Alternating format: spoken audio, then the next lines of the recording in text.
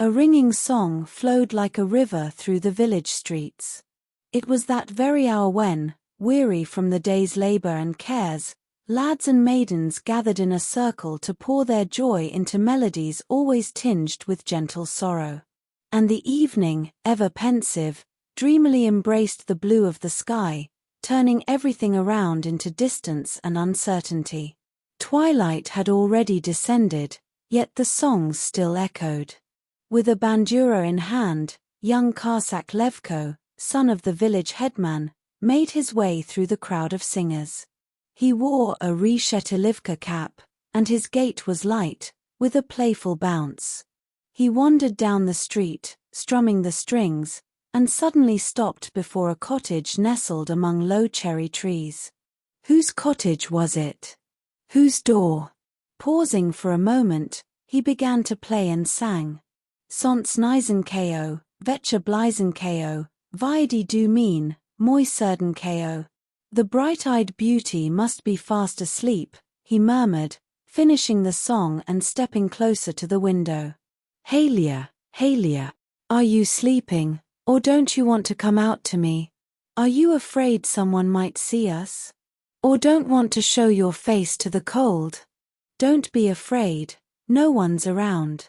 The evening is warm, and if someone does appear, I'll wrap you in my cloak, bind you with my sash, shield you with my arms, no one will see us. And if the chill does come, I'll press you to my heart, warm you with kisses, slip my cap over your little white feet. My heart, my little fish, my necklace, look out just for a moment. Slip even your white hand through the window. No, you're not asleep, proud girl, he said louder, with the voice of someone ashamed of a moment's vulnerability. You must enjoy mocking me. Farewell. He turned away, pulled his cap down over one ear, and walked off from the window with pride, softly plucking the strings. Just then, the wooden door handle turned, the door creaked open, and a girl in her 17th spring, wrapped in twilight, stepped timidly across the threshold, glancing around and still holding the handle. In the dusk, her bright eyes shone like stars, her coral necklace glimmered, and even the blush that flared on her cheeks did not escape the Cossack's eagle gaze. How impatient you are, she whispered. Already offended. Why did you choose such a time? People are still wandering the streets. I'm trembling all over. Oh, don't tremble, my red viburnum blossom. Come closer to me, he said, embracing her, letting the bandura fall from its long strap, and sitting with her by the cottage door.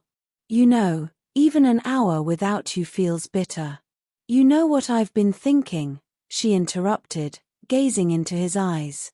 It's as if someone keeps whispering in my ear that soon we won't be able to see each other so often.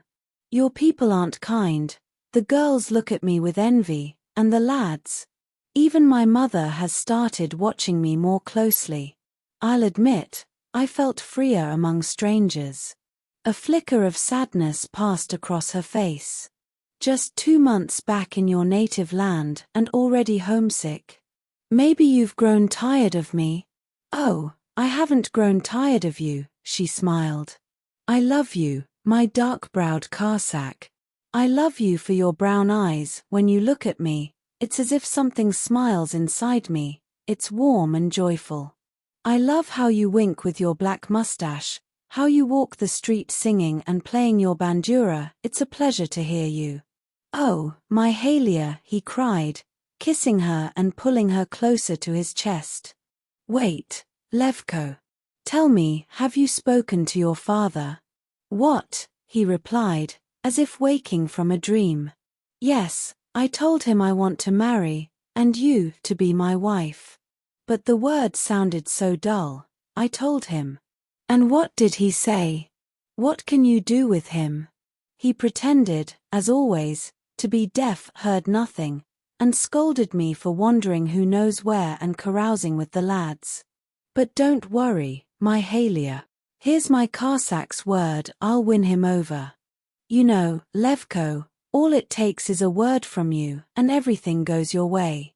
I've felt it myself, Sometimes I don't even want to obey, but you say it, and I do it, as if I had no choice."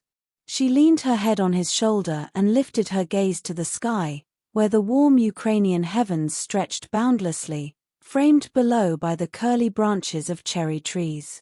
"Look, look," she continued. "There, far off, stars are beginning to twinkle. 1, 2, 3, 4, 5. Isn't it true, Levko, that those are God's angels opening the windows of their bright heavenly homes and watching us?" "Yes. They're looking down at our earth, aren't they? And if people had wings like birds, we could fly up there, high, so high. Oh, how frightening. Not a single oak here reaches the sky.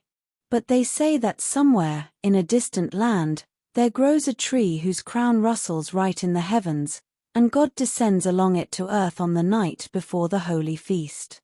No, Halia, God has a ladder, a long one, stretching from heaven to earth. The holy archangels set it up before Easter Sunday. And the moment the Lord steps onto the first rung, all the evil spirits plunge downward and tumble into hell in heaps. That's why, on Christ's holiday, not a single wicked spirit walks the earth.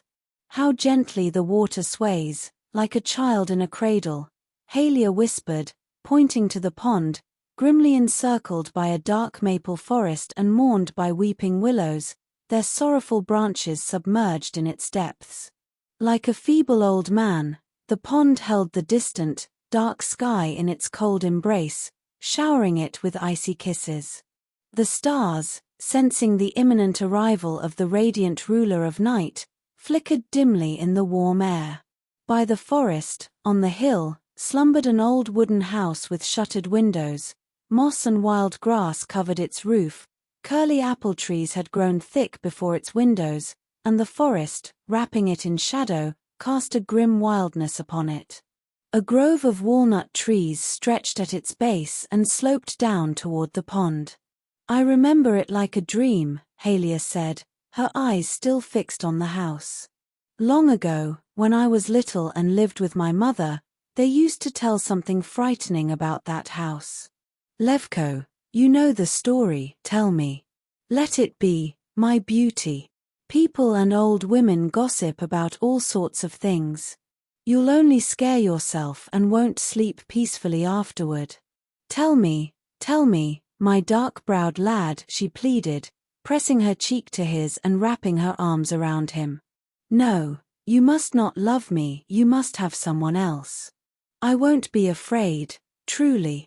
I'll sleep soundly. But now I won't sleep unless you tell me. I'll worry, I'll think. Tell me, Levko." They say the devil lives in every girl, stirring up her curiosity. Well then, listen. Long ago, my little heart, a captain lived in that house. He had a daughter, a fair young lady, white as snow, just like your face. His wife had died long before, and he decided to marry again. Will you still love me, father, as you did before, when you take another? I will, my daughter. I'll hold you even closer to my heart. I'll give you even brighter earrings and necklaces. The captain brought his young bride home. She was beautiful, rosy, pale, but the way she looked at her stepdaughter was so terrifying that the girl cried out upon seeing her. And the stepmother didn't say a single word all day. Night fell. The captain and his bride retired to their chamber, and the young lady locked herself in her room. Her heart grew heavy, and she wept. She looked up and saw a dreadful black cat creeping toward her. Its fur glowed, and iron claws clinked against the floor. Terrified, she jumped onto the bench, the cat followed. She leapt to the bed, the cat again. Suddenly, it lunged at her throat and began to strangle her. She screamed, tore it off, threw it to the floor, but it crept forward again. Despair gripped her. On the wall hung her father's saber. She grabbed it and struck. The paw with claws flew off, and the cat vanished with a shriek into the corner. The stepmother didn't leave her room all the next day, and on the third, she appeared with her arm bandaged. The young lady understood. She was a witch, and she had severed her hand. On the fourth day, the captain ordered his daughter to carry water, sweep the house like a peasant girl, and never enter the noble chambers. It was hard for the poor girl, but she obeyed her father's will. And on the fifth day, he drove her barefoot from the house, not even giving her a crust of bread. Only then did she weep, covering her pale face with her hands. "You've destroyed your own daughter, father. The witch has ruined your soul. May God forgive you, but I, poor soul, was never meant to live in this world.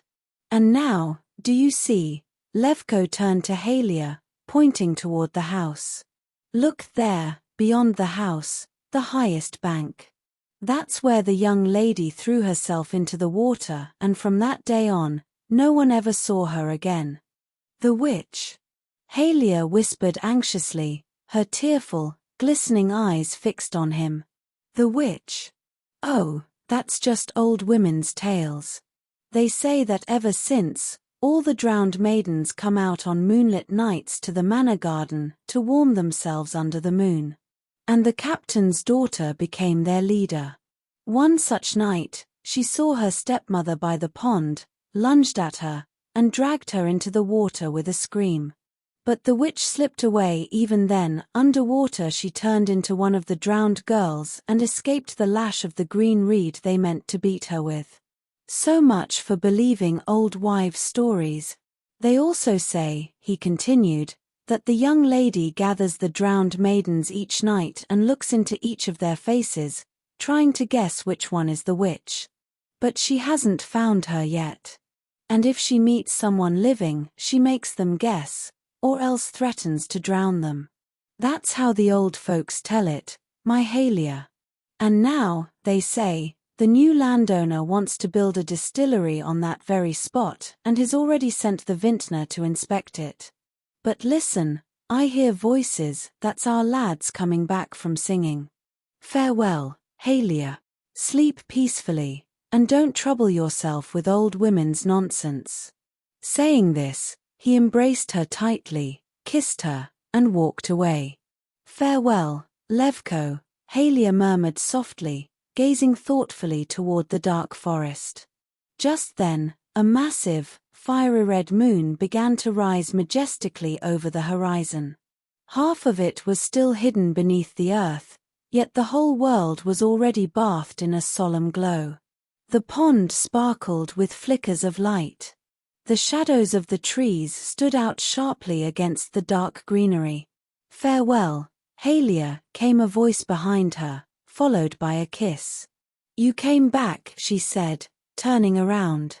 But seeing a stranger before her, she frowned and looked away. "Farewell, Halia," came the voice again, and someone kissed her cheek once more. "Now what devil brought me another one?" she muttered angrily. "Farewell, sweet Halia." A third one. "Farewell. Farewell. Farewell, Halia." And kisses rained down from all sides. "There's a whole gang of them," Halia cried, breaking free from the crowd of lads, each trying to embrace her. "Don't they ever get tired of kissing? Soon, by God, it'll be impossible to step outside." With those words, the door slammed shut with a bang, and only the screech of the heavy iron bolt was heard sliding into place. "Do you know what a Ukrainian night is? Oh, you don't truly know it. Look closely. From the very center of the heavenly vault, the moon gazes down. The sky has stretched wider, grown more immense, as if it breathes and glows. The earth is wrapped in a silver radiance, the air is cool, fragrant, full of tenderness, and moves like waves, an ocean of perfume. Divine night. Enchanting night. The forests stand motionless, solemn, immersed in shadow, casting vast silhouettes. The ponds are quiet, still, their cold, dark waters are grimly enclosed by the lush greenery of orchards. Virgin thickets of bird cherry and sweet cherry trees timidly stretch their roots into the spring-fed coolness, rustling their leaves now and then, as if annoyed when the night wind, gentle as a kiss, brushes them unexpectedly. All around is asleep. But above the earth everything lives, everything breathes, everything is solemn and wondrous. And in the soul, vastness, mystery, and graceful hosts of silver visions rise from its depths. Divine night, enchanting night. And suddenly, everything awakens. Forests, ponds, steppes. The majestic thunder of the Ukrainian nightingale pours forth, and it seems even the moon pauses to listen, frozen in the sky. On a hilltop, the village slumbers, as if enchanted. The cottages under moonlight appear even whiter, even brighter, their low walls cut through the darkness with dazzling clarity. The songs have faded. All is still. The devout are already asleep. Only here and there, narrow windows glow faintly. In front of a few doorsteps, a late family finishes their evening meal. That's not how you dance the hopak. I've been watching, something's off. What's the godfather babbling about? Let's go, hop-trala, hop-trala. Hop, hop, hop, muttered a tipsy middle-aged man, dancing in the middle of the street. By God, that's not how you dance the hopak. No use lying, it's wrong. Come on, hop-trala, hop-trala, hop, hop, hop. He's gone completely mad. If he were a young lad, maybe, but an old boar, making a fool of himself in front of the children, dancing in the street at night, exclaimed an elderly woman passing by with a bundle of straw in her arms. Go home. It's long past bedtime. I'll go, said the man, stopping. I'll go. I won't look at that headman. What does he think, may the devil pinch his father, that just because he's the headman, he can splash people with cold water in the frost?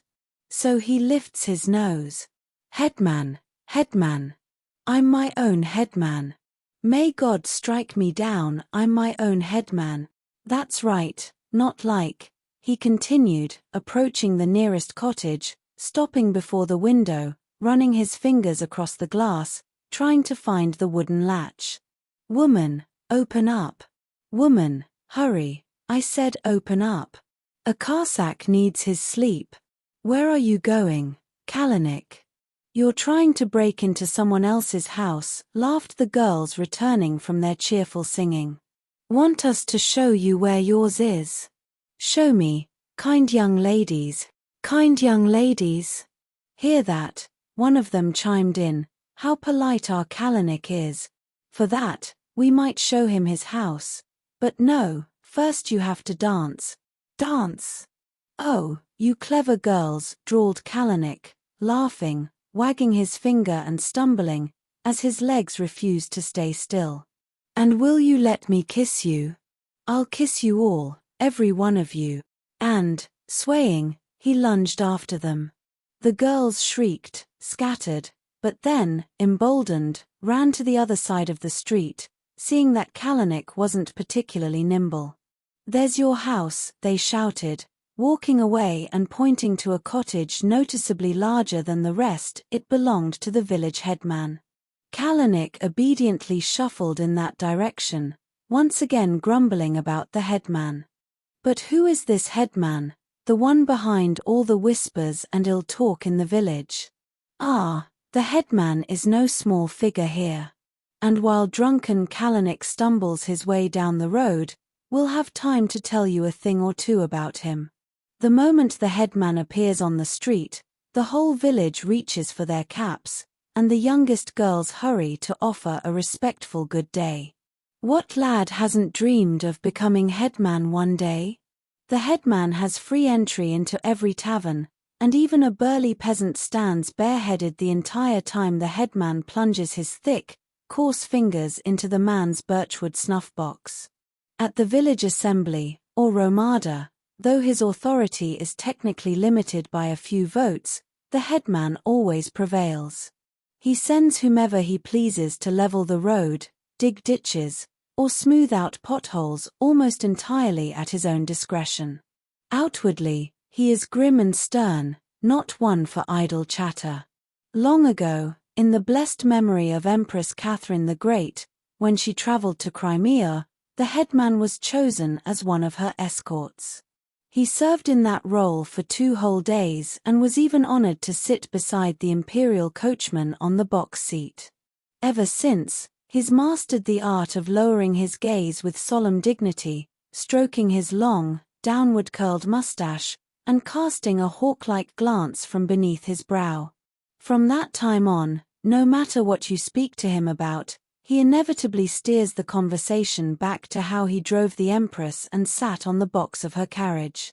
At times, the headman pretends to be deaf, especially when he hears something he'd rather not. He has no patience for finery. He always wears a svitka made of coarse black homespun cloth, belted with a woolen sash of colored thread. No one in the village has ever seen him in any other attire, except for the days when the Empress passed through Crimea, and he wore a blue Cossack jupan. But few remember that time, and the jupan itself is locked away in a chest. The headman is a widower, but his sister-in-law lives in the house. She cooks his meals, scrubs the benches, whitewashes the cottage, spins thread for his shirts, and manages the household. In the village, however, they whisper that she may not be a relative at all, but we already know the headman has no shortage of enemies eager to spread slander. Perhaps the gossip began because she doesn't take kindly to the headman peeking into the fields where the girls are reaping, or visiting the Cossack who has a young daughter. The headman is crooked, but one of his eyes is a true rogue. It sees far and instantly spots a pretty village girl. Of course, before he lets it settle on a lovely face, he always glances around just to make sure his sister-in-law isn't watching. Well, that's likely all you need to know about the headman. Meanwhile, drunken Kalanick hasn't even made it halfway down the road, still generously showering the headman with the choicest words his sluggish, muddled tongue can manage. "No, lads, no, I'm not up for it. What kind of wild spree is this? Don't you ever tire of fooling around? We've already earned a reputation, God knows what kind. Better go to bed," said Levko to his cheerful companions, who were egging him on to more mischief. "Farewell, brothers. Sleep well," he called out, striding briskly down the street. "Is my bright-eyed Halia asleep?" he wondered, approaching the familiar cottage nestled among cherry trees. In the silence, he heard quiet voices. Levko froze. Between the branches, a flash of white, a shirt. What could that mean, he thought, and crept closer, hiding behind a tree trunk. In the moonlight, a girl's face gleamed. It was Halia. But who was that tall figure standing with his back to him? Levko strained his eyes in vain. The thick shadow cloaked the stranger from head to toe. Only a sliver of light fell across his chest, and a single step forward might give Levko away. He pressed quietly against the tree and decided to remain unseen. Halia spoke his name clearly. "Levko." "Levko's still a suckling pup," muttered the tall man hoarsely, half under his breath. "If I ever catch him near you, I'll yank him by his forelock." "I'd love to know which scoundrel's threatening to yank me by the forelock," whispered Levko, craning his neck to catch every word. But the stranger spoke so softly it was impossible to make out. Suddenly, Halia exclaimed, "How dare you? You're lying. You're deceiving me. You don't love me. I'll never believe you love me." "I know," the tall man continued. "Levko's filled your head with nonsense and turned it upside down." Levko suddenly felt the man's voice was familiar, he'd heard it somewhere before. "But I'll show Levko who I am," the man went on. "Thinks I don't see his tricks? That dog's son will taste my fist." Those words pushed Levko past his limit. He stepped forward, raised his arm, ready to deliver a blow that could knock down even a strong man. But just then, The moonlight fell across the stranger's face, and Levko froze. It was his father. He involuntarily shook his head and whistled softly through his teeth, so great was his astonishment. A rustle came from the side, and Halia darted into the cottage, slamming the door behind her. "Farewell, Halia," shouted one of the lads, running up and throwing his arms around the headman only to leap back in horror at the bristle of his mustache. "Farewell, beauty," cried another, but was instantly sent flying by a heavy shove. "Farewell, farewell, Halia," shouted several lads, clinging to his neck. "Get off me, you cursed brats," roared the headman, flailing and stomping. "What am I to you, Halia? Go follow your fathers to the gallows, you devil's spawn, clinging like flies to honey. I'll give you Halia, the headman." "It's the headman," the lads cried, scattering in all directions. "Well done, father," said Levko, snapping out of his shock and watching the headman storm off, cursing. "So that's the kind of mischief you're up to. Splendid. And I always wondered why he pretends to be deaf when it comes to serious matters. Just wait, you old devil, you'll learn what it means to lurk under girls' windows, what it means to steal another man's bride. Hey, lads. Over here," he shouted, waving to the group of boys who had gathered again. "Come on. I told you to go to bed, but I've changed my mind. I'm ready to roam with you all night." "Now that's more like it," exclaimed a broad-shouldered, strapping lad, known throughout the village as the chief reveler and mischief maker. "I feel all out of sorts when I don't get a proper spree going, when there's no prank to stir things up. It's like something's missing, like I've lost my cap or forgotten my pipe. In short, I'm no Cossack, just a poor imitation. And what about you? Lads, are you ready to give the headman a good thrashing tonight?" "The headman? Exactly him. What does he think he is? Struts around like some kind of hetman. Not only does he boss us around like serfs, he's always sniffing around our girls. I don't think there's a single pretty maiden in the village he hasn't tried to woo." "That's true, dead true," shouted the lads in unison. "So what are we, brothers, some kind of lackeys? Aren't we of the same blood as him? Thank God, we're free Cossacks. Let's show him, lads, that we're not under his heel. We'll show him," the young men roared. "And if we're going after the headman, we can't spare the scribe either." "We won't spare the scribe," echoed Levko. "And wouldn't you know it, I've got a fine song brewing in my head about our dear headman. Come on, I'll teach it to you," he said, striking the strings of his bandura. "But listen, dress up in whatever you can find. Let the Cossack headman dance," cried the burly reveler, stomping his foot and clapping his hands. "Now that's luxury. That's freedom. When you start raising hell, it's like stepping back into the old days. The soul feels light, the heart wide open, like you've been to paradise. Hey, lads. Hey, let's raise a storm." And the crowd surged noisily through the streets. Pious old women, startled from their sleep by the shouting, lifted their window shutters, crossed themselves with drowsy hands, and muttered grumpily, "Well, now the lads are really carousing." Only one cottage glowed at the far end of the street, the headman's dwelling. He had long since finished his supper and would likely have been asleep by now, if not for the guest, a distiller sent by the landowner, who had decided to build a distillery on a small plot of land among the free Cossacks. The guest sat in the place of honor, right beneath the icon corner, a short, round-faced man with cheerful, perpetually laughing eyes. In those eyes flickered the same pleasure with which he puffed on his stubby pipe, occasionally spitting and tamping down the ash that spilled from its bowl. Clouds of smoke swirled around him, cloaking him in a bluish haze, as if the chimney of the future distillery, tired of sitting on the roof, had come down for a stroll and settled politely at the headman's table. Beneath the distiller's nose bristled a pair of short, thick mustaches, but through the tobacco fog they looked as though he were holding a mouse in his mouth, challenging the monopoly of the granary cat. The headman, as host, sat in his shirt and linen trousers. His eagle eye, like the evening sun, had begun to squint and dim. At the edge of the table, one of the village deputies smoked his pipe, seated in his svitka out of respect for the host. "So, when do you expect?" asked the headman, turning to the distiller and crossing himself after a yawn, "to get your distillery up and running?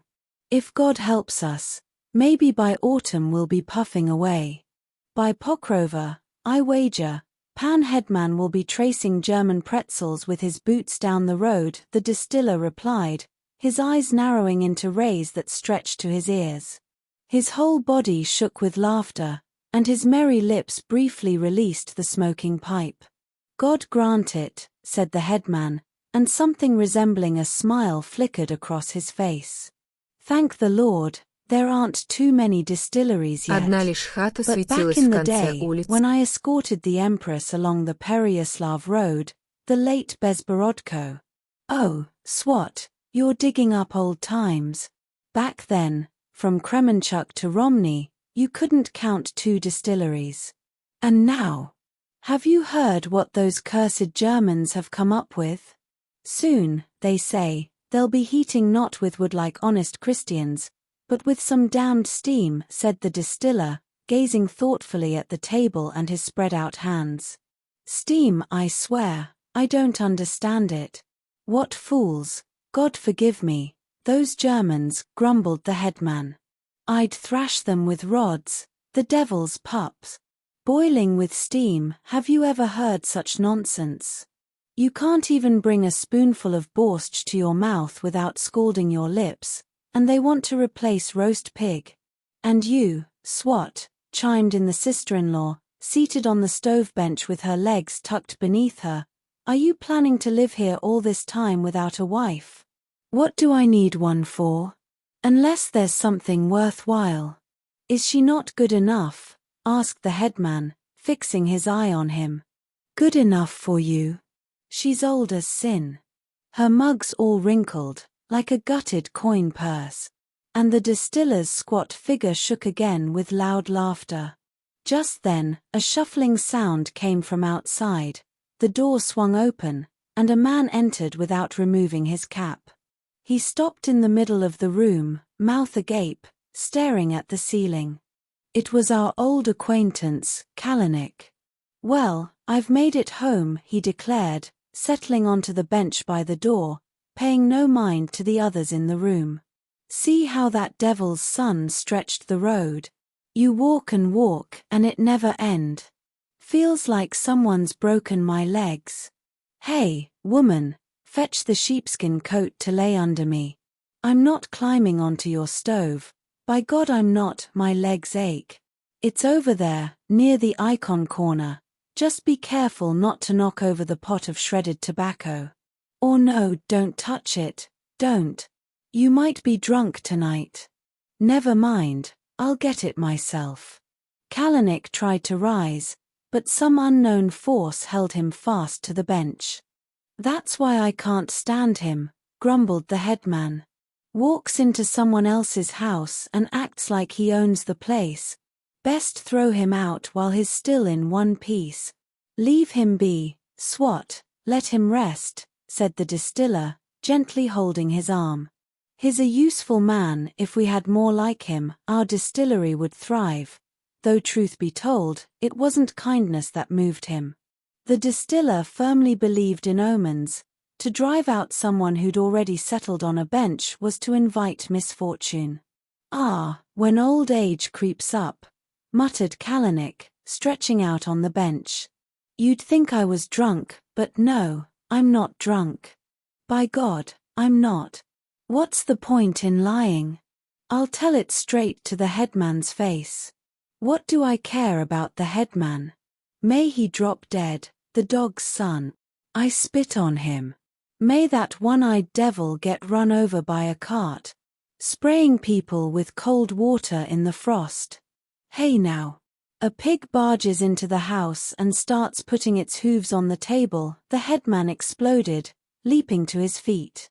But at that moment, a heavy stone shattered the window and crashed to the floor at his feet. The headman froze. "If I knew," he said, picking up the stone, "which gallows bird threw this, I'd teach him how to aim."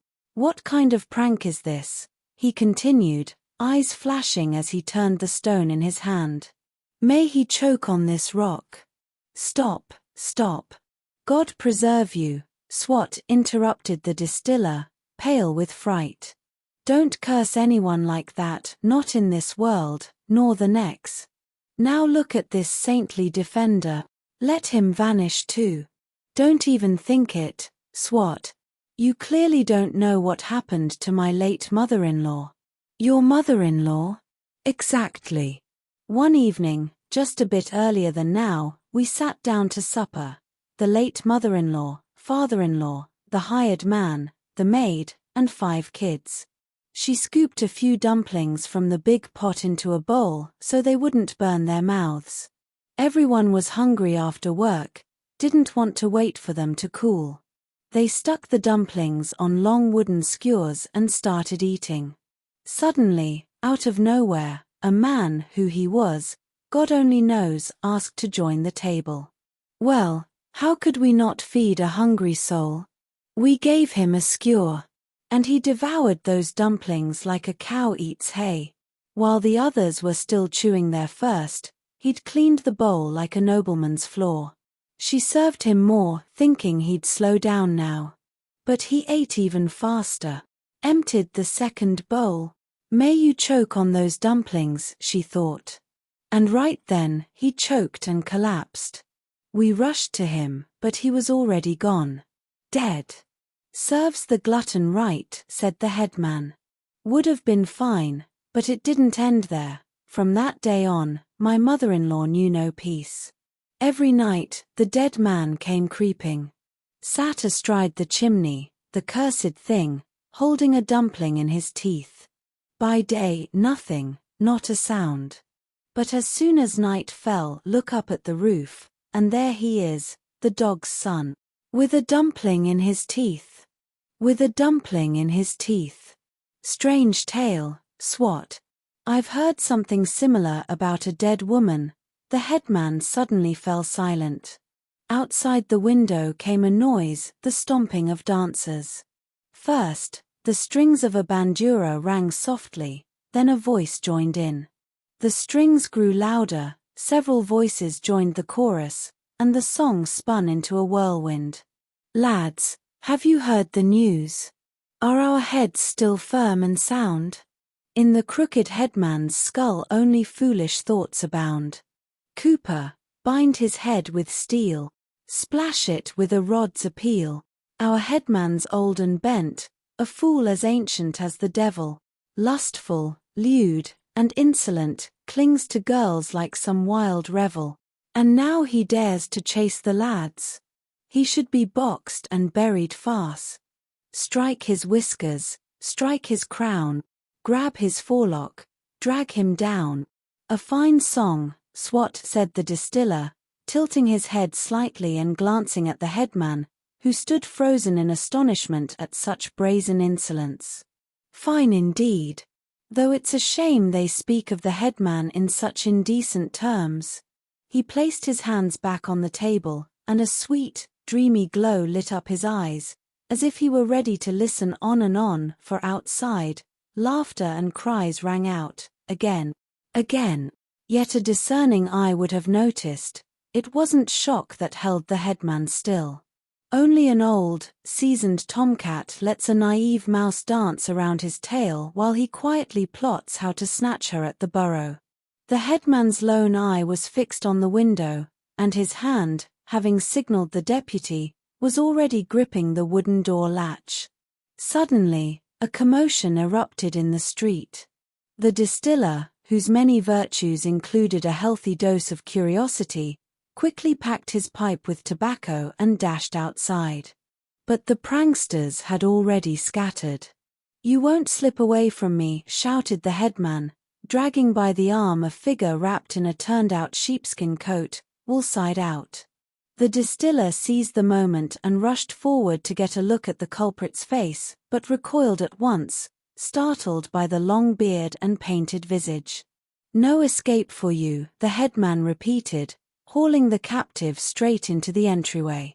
The man didn't resist, walking calmly, as if returning to his own cottage.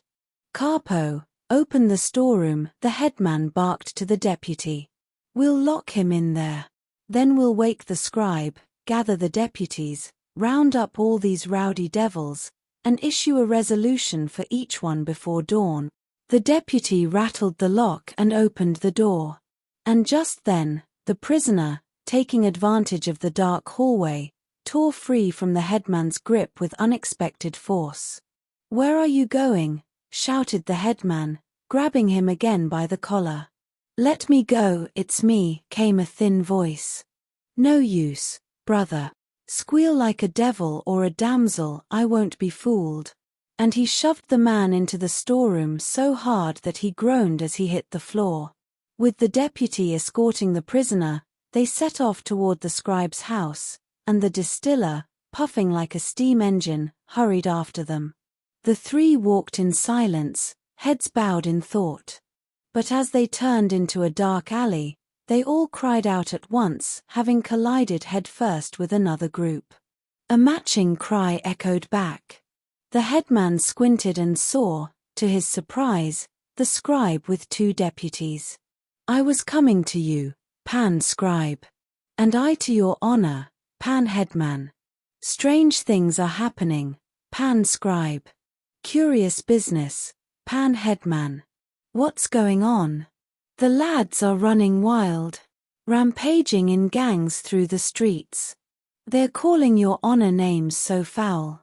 I'm ashamed to repeat them. Even a drunken Muscovite would hesitate to utter such blasphemy." The scribe, a wiry man in striped trousers and a vest the color of wine dregs, punctuated his speech by stretching his neck forward and snapping it back again. "I'd just dozed off when those cursed scamps roused me with their songs and racket. I tried to rein them in, but by the time I'd pulled on my trousers and vest, they'd vanished. All but one, the ringleader. He's singing now in the house where we keep the troublemakers. I burned to know who he was, but his face is smeared with soot like the devil himself, forging nails for sinners." "And how is he dressed, Pan Scribe?" "In a black turned-out sheepskin coat, the dog's son, Pan Headman." "Are you sure, Pan Scribe? What if that rascal is sitting right now in my storeroom?" "No, Pan Headman. Forgive me for saying so, but you've made a slight mistake. Bring a light. Let's see who he is." They brought a torch, unlocked the door, and the headman gasped in astonishment. Standing before him was his sister-in-law. "Tell me, please," she said, stepping toward him, "have you completely lost your mind? Was there even a drop of sense in that one-eyed skull of yours when you shoved me into that dark storeroom? Lucky I didn't crack my head on the iron hook. Didn't I scream that it was me? You grabbed me, you cursed bear, with your iron paws and started pushing. May devils shove you around in the next world." She shouted the last words already from outside, having gone off on some errand. "Yes, now I see it was you," muttered the headman, coming to his senses. "What do you say, Pan Scribe? Isn't that rascal a proper scoundrel?" "A scoundrel, Pan Headman. A scoundrel. Isn't it time, Pan Scribe, we gave these mischief-makers a proper lesson and put them to work? Long overdue, Pan Headman. Long overdue. They've got it into their thick skulls." Wait, was that my sister-in-law's voice outside? "These fools think I'm their equal. Just a simple Cossack, like them." A brief cough and a sidelong glance made it clear the headman was preparing to say something important. "In the year, blast it, I'll never pronounce it. Well, The year when Commissar Ledecky received the imperial decree to choose the cleverest Cossack. Oh. He raised a finger, the cleverest. To escort the Empress herself. I was then. No need to explain, Pan Hetman. Everyone knows how you earned the Empress's favor. But admit it now, my hunch was right. You sinned when you claimed you'd caught that rascal in the turned-out sheepskin. As for that devil in the coat, he should be shackled and punished as an example to the rest. Let them know what power means. Who appointed the headman, if not the Tsar himself? And then we'll deal with the rest of the lads. I haven't forgotten how those cursed scamps drove a herd of pigs into my garden and devoured all the cabbage and cucumbers, how those devilish children refused to thresh my grain. I haven't forgotten. But let them rot. I must find out who that rogue in the sheepskin really is. A nimble bird, no doubt, remarked the distiller, whose cheeks were constantly charged with smoke like a siege cannon, and whose lips, releasing his stubby pipe, let out a cloudy blast. Such a fellow wouldn't be bad to keep around the distillery. Or better yet, hang him from the top of the oak tree in place of the chandelier. The distiller found this jest so clever that he rewarded himself with a raspy laugh. Meanwhile, they approached a small, nearly crumbling cottage. The travelers' curiosity grew. They crowded around the door. The scribe pulled out a key, rattled it at the lock, but it turned out to be the key to his chess. Impatience mounted. He plunged his hand into his pocket, rummaging, cursing, unable to find the right one. Here, he finally said, bending down and pulling the key from the depths of his wide-striped trousers. At those words, it seemed all the hearts present merged into one, and it beat so loudly that even the clatter of the lock couldn't drown it out. The door swung open. The headman turned pale as linen, the distiller felt a chill, and his hair seemed ready to fly skyward. Horror froze on the scribe's face. The deputies stood rooted to the ground, mouths agape. Before them stood the sister-in-law. She, no less stunned, regained her composure and stepped forward. "Stop!" the headman cried in a wild voice, slamming the door shut. "Gentlemen, that's Satan. Fire! Bring fire, quickly. I won't spare the state cottage. Burn it, so not even the devil's bones remain." The sister-in-law screamed in terror, hearing the grim verdict from behind the door. "Come now, brothers," the distiller intervened. "Thank God your hair's already white, but your wits haven't caught up. A witch won't burn from ordinary fire. Only pipe ash can ignite a shapeshifter. Hold on, I'll handle this." With that, he dumped hot ash from his pipe into a bundle of straw and began to blow. Desperation gave strength to the poor sister-in-law. She began pleading loudly, trying to reason with them. "Wait, brothers. Why take sin upon your soul? Maybe it's not Satan at all," said the scribe. "If what's inside agrees to cross itself, then it's no devil." Proposal approved. "God protect me from Satan," the scribe continued, pressing his lips to the crack in the door. "If you don't move, we're opening." The door creaked open. "Cross yourself," said the headman, glancing around as if seeking an escape route. The sister-in-law crossed herself. "By the devil! It really is my sister-in-law. What unclean force dragged you into that den, Kumar?" And she, sobbing, told how the lads had grabbed her in the street, shoved her through the wide window of the cottage, and nailed the shutter shut. The scribe looked. The hinges were torn off, the shutter nailed down with a wooden beam. "Well done, you one-eyed devil," she cried, stepping toward the headman, who backed away, still measuring her with his eye. "I know your scheme.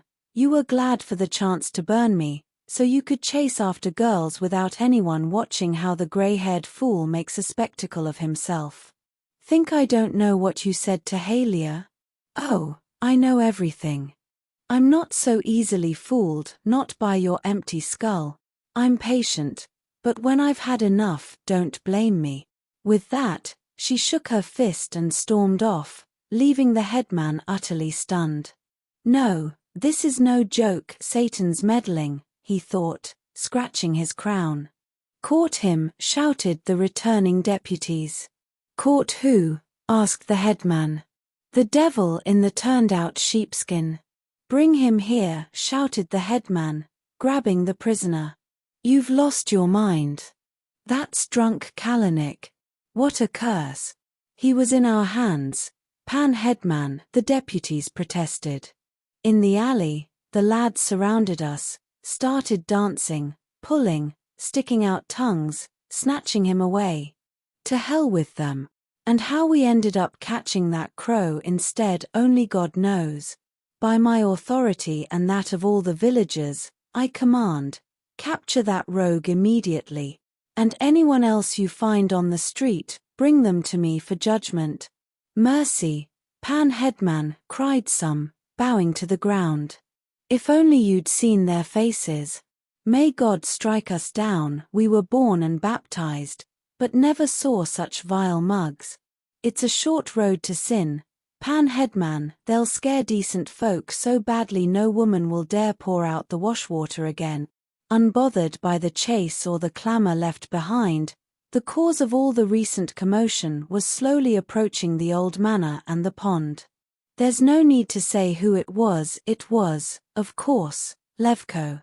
His black sheepskin coat hung open, his cap dangled from his hand, and sweat streamed down his face in rivulets. The maple forest loomed dark and solemn, facing the moon.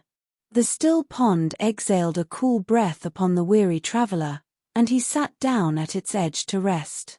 All around was quiet. From deep within the forest thickets came only the rolling notes of nightingale song. Sleep, irresistible and sweet, began to close his eyelids, his body longed for oblivion, his head drooped. "No, I'll fall asleep right here," he muttered, rising and rubbing his eyes. He looked around. The night seemed even brighter, even more enchanted. A strange, intoxicating glow had mingled with the moonlight. He had never seen anything like it before. A silver mist wrapped the landscape. The scent of blooming apple trees and night flowers drifted across the earth. He gazed in wonder at the unmoving waters of the pond. The old manor house reflected there looked pristine and stately. Instead of shuttered gloom, cheerful glass windows and doors. Through the transparent panes shimmered golden light. And then, it seemed to him, one of the windows opened. Holding his breath, motionless, he felt as though he had slipped into the depths of the water and saw, first, a white elbow appeared in the window, then a gentle face with shining eyes, glowing softly through waves of chestnut hair. She leaned on her elbow, tilted her head slightly, waved, smiled. Levko's heart raced. The water trembled, and the window closed again. He stepped quietly away from the pond and looked at the house.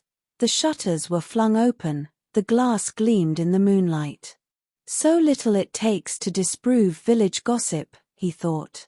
The house looks brand new, the paint fresh, as if just brushed on. Someone lives here. He came closer. All was calm. The nightingales called to one another with bright, passionate voices, and when their song faded into languor, he could hear the rustle of grasshoppers, the crackle of a marsh bird tapping its slick beak against the water's surface. Levko felt a sweet silence and spaciousness settle in his heart. He tuned his bandura, began to play, and sang. "Oh you, my moon, my little moon, and you, bright star above, shine down upon the courtyard where dwells my lovely love." The window opened softly, and the same face he had seen reflected in the pond appeared, listening to the song. Her long lashes were half lowered, her face pale as linen, as pale as the moonlight itself. But how wondrous she was, how beautiful. She laughed. Levko shivered. Sing me another song, young Cossack, she said softly, tilting her head and lowering her thick lashes. What shall I sing for you, my radiant lady? Tears slowly rolled down her pale cheeks. Lad, she said, and her voice held something inexplicably tender, find my stepmother for me. I'll spare nothing for you. I'll reward you richly, generously. I have silk-embroidered cuffs, coral beads, necklaces. I'll give you a sash studded with pearls. I have gold. Find her, lad. She's a terrible witch. I knew no peace from her in this world. She tormented me, made me work like a peasant girl. Look at my face, she stole the blush from it with her foul magic. Look at my neck, blue marks from her iron claws that will never fade. Never. Look at my feet, they've walked far, not on carpets, but on hot sand, damp earth, and thornbrush. And my eyes, they do not look, they weep. Find her, lad. Find my stepmother. Her voice, which had suddenly risen, fell silent just as abruptly. Streams of tears rolled down her pale cheeks. A heavy feeling, full of sorrow and compassion, gripped the young man's chest. I'll do anything for you, my lady, Levko said with emotion. But how can I find her? Where should I look? Look, look, she cried urgently. She's here. She's on the shore, dancing in the round with my maidens, warming herself under the moon. But she's sly and cunning. She's taken the form of a drowned girl. But I know, I feel it, she's near. Her presence weighs on me, stifles me. I cannot swim freely like a fish. I sink, I fall to the bottom like a stone. Find her, lad. Levko looked toward the shore. In the thin silver mist, light figures flickered, girls in white shirts, like a meadow strewn with lilies of the valley. Around their necks shimmered golden necklaces, coral beads, ducats. But their faces were pale, and their bodies, woven from translucent clouds, glowed through with moonlight. The round dance drew closer in play. Voices rang out. Let's play Raven. Let's play Raven, they rustled like river reeds stirred by the evening breeze. Who will be the raven? They cast lots, and one girl stepped from the circle. Levko studied her closely. Her face, her clothing, everything was like the others. Only it was clear she had taken the role unwillingly. The girls lined up, darting away from the attacks of the predatory foe. No, I don't want to be the raven, she said wearily. It pains me to snatch chicks from a poor mother. You're not the witch, Levko thought. Then who will be the raven? The girls gathered again to draw lots. I'll be the raven, called one from the center. Levko fixed his gaze on her face. She lunged boldly and swiftly after the line of girls, darting in all directions, trying to catch her prey. And then Levko noticed, her body did not glow like the others. Something dark seemed to lurk within it. Suddenly, a cry rang out. The raven had pounced on one of the girls and seized her. Levko thought he saw claws flash, and a wicked joy flare across her face. Witch, he cried, pointing at her and turning toward the house. The lady laughed, and the girls, shrieking, dragged away the one who had played the raven. How shall I reward you, lad? She said. I know you don't want gold. You love Halia. But your stern father stands in the way of your marriage. He won't stand in the way anymore. Take this, give him this note. A white hand reached out, her face lit up, glowing with a strange, wondrous light. With an indescribable tremor and a heart pounding with longing, Levko seized the note and awoke. Was I really asleep? Murmured Levko, rising from a small hillock. It all felt so vivid, as if it were real. Strange, strange, he repeated, glancing around. The moon, hanging directly overhead, marked midnight. Silence reigned. A cool breath drifted from the pond. Above it loomed the old manor, its shutters closed in sorrowful stillness. Moss and wild thistle made it clear that no one had lived there for a long time. He unclenched the hand that had been tightly closed in sleep and cried out in astonishment. A note lay in his palm. Ah, if only I could read, he thought, turning it over, examining it from every angle. Just then, a noise sounded behind him. Don't be afraid, grab him. What are you scared of? There's 10 of us here. I'll wager he's a man, not a devil, shouted the headman to his companions. Suddenly, Levko was seized by several men, some of whom trembled with fear. Take off that monstrous mask, friend. Enough of fooling people, said the headman, grabbing him by the collar, but then froze, his eye bulging. Levko. My son, he cried, stepping back in shock. It's you dog's son. Look at you, spawn of the devil. I thought it was some rogue, some twisted demon playing tricks, but it was you all along. May your father choke on cold porridge. Roaming the streets, stirring up trouble, composing songs. Eh, Levko. What's this? Looks like your back's itching. Tie him up. Wait, father. I was told to give you this note, said Levko. No time for notes now, my dear boy. Tie him up. Wait, Pan Headman interrupted the scribe, unfolding the note. This is the commissar's handwriting. The commissar? The commissar, echoed the deputies, exchanging glances. The commissar, thought Levko. Strange, even stranger. Read it, ordered the headman. What does the commissar write? Let's hear what the commissar says, added the distiller, striking a spark without removing his pipe. The scribe cleared his throat and began to read. Order to Headman Yevtuk Makaganenko. It has come to our attention that you, old fool, instead of collecting arrears and maintaining order in the village, have gone mad and are causing mischief. By God, I can't hear a thing, interrupted the headman. The scribe began again. Order to Headman Yevtuk Makaganenko. It has come to our attention that you, old foo. Stop. That's enough, shouted the headman. I may not have heard it all, but I know the important part is still to come. Read on. Therefore, I order you to immediately marry your son, Levko Makaganenko, to the Cossack girl from your village, Halia Petrikenkova.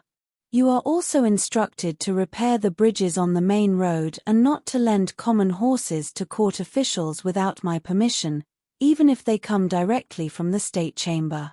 If, upon my arrival, I find that this order has not been carried out, you alone will be held responsible. Commissar, retired Lieutenant Kozma Derkak Drishpanovsky. Well, said the headman, mouth agape. You hear that?